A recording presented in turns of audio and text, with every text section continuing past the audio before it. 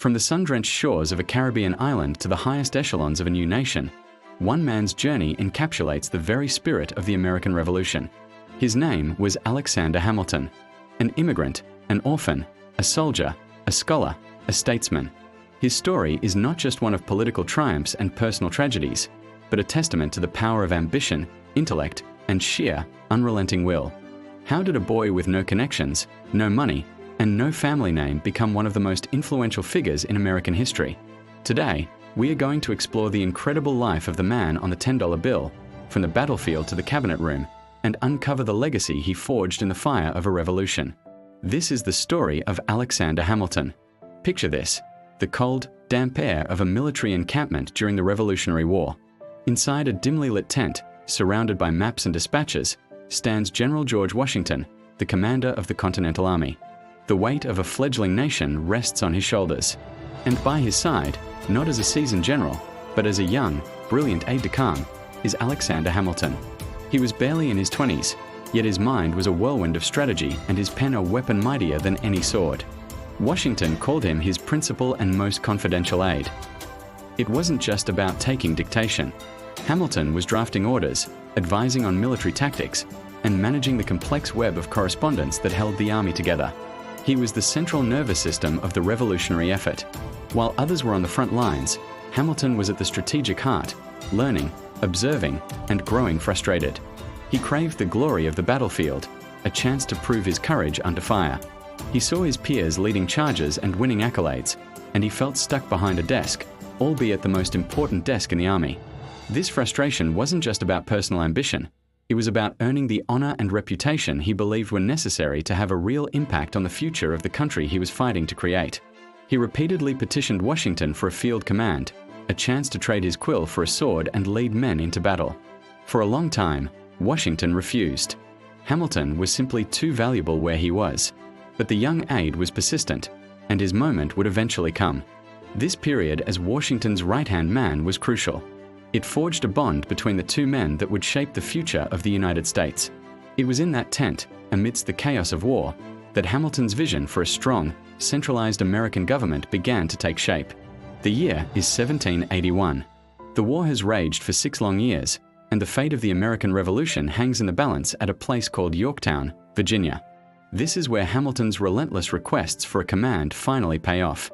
He is given his chance to lead, and the objective is a critical one: Redoubt No. 10, a key British defensive position.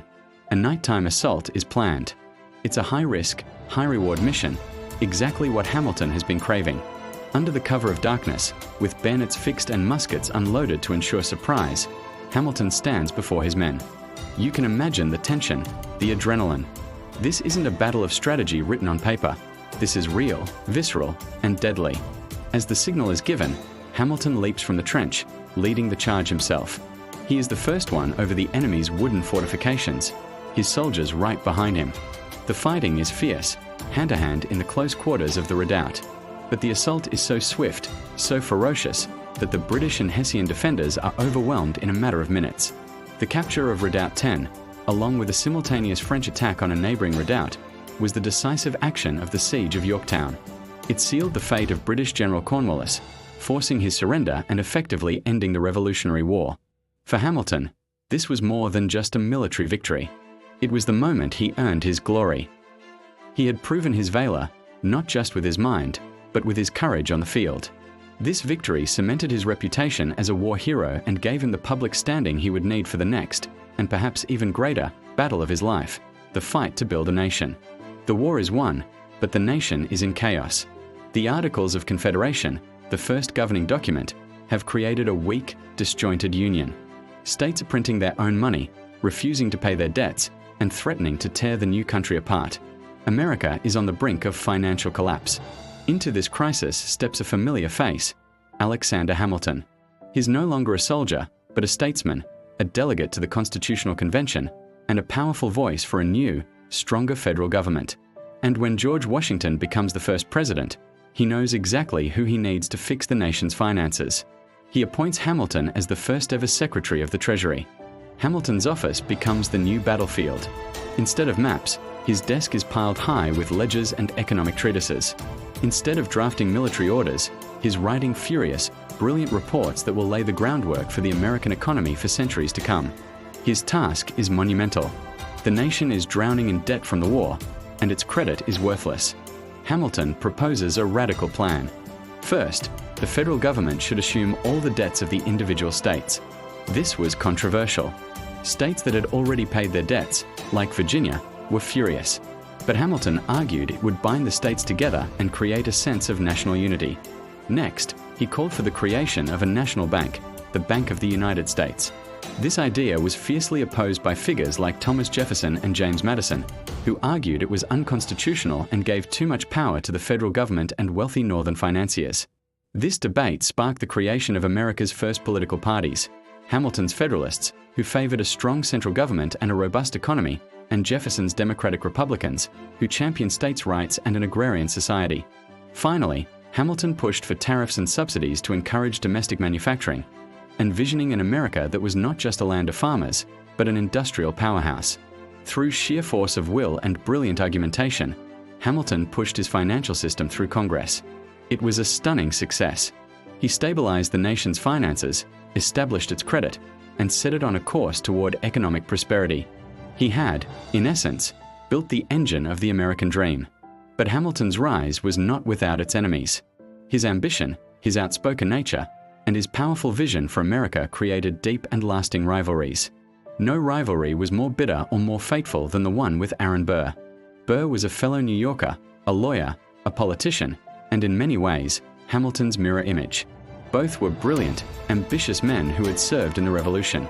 But where Hamilton was driven by firm political principles and a grand vision for the nation, Burr was seen as an opportunist, driven primarily by personal advancement. Their political paths crossed and clashed for years. Hamilton actively worked to thwart Burr's ambitions, most notably in the presidential election of 1800. When Burr and Thomas Jefferson tied in the Electoral College, the vote went to the House of Representatives. Hamilton, despite his profound disagreements with Jefferson, considered him the lesser of two evils. He used his influence to persuade his fellow Federalists to vote for Jefferson, calling Burr a man without principles who is for or against nothing, but as it suits his interest or ambition. The final straw came in 1804, when Burr ran for governor of New York. Hamilton once again campaigned vigorously against him, and Burr lost the election. Enraged and believing his honor had been irreparably damaged by Hamilton's insults, but challenged him to a duel. Dueling, though illegal, was still a common practice among gentlemen to settle matters of honor. Hamilton, trapped by the rigid code of the era and his own sense of public duty, felt he could not refuse without being seen as a coward, which would destroy his ability to lead in the future. And so, on the misty morning of July 11, 1804, the two men met on the heights of Weehawken, New Jersey, the same spot where Hamilton's own son had been killed in a duel 3 years earlier. The details of what happened next are still debated. By some accounts, Hamilton, who had expressed his moral opposition to dueling, intended to throw away his shot by firing into the air. Burr, however, took careful aim. A single shot rang out. Hamilton was struck in the lower abdomen. The bullet ricocheted off a rib and lodged in his spine, causing catastrophic damage.